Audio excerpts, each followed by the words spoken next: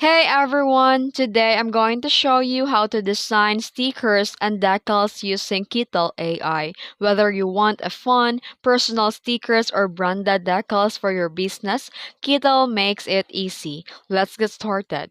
First, head over to Kittl AI and start a new project.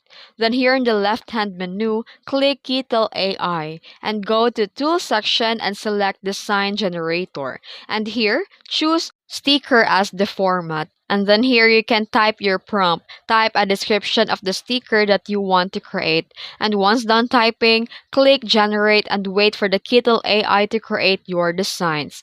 And click your favorite generated sticker to edit. You can change the text if needed, adjust the colors and shape, resize the perfect sticker look. Once you're satisfied with the result, you can now click download and save it to share to your social media applications or if whatever you like. And that's it. You just learned how to create stickers and decals in Kittl in just few steps. If this video was helpful, be sure to like and subscribe for more tutorials. Thanks for watching.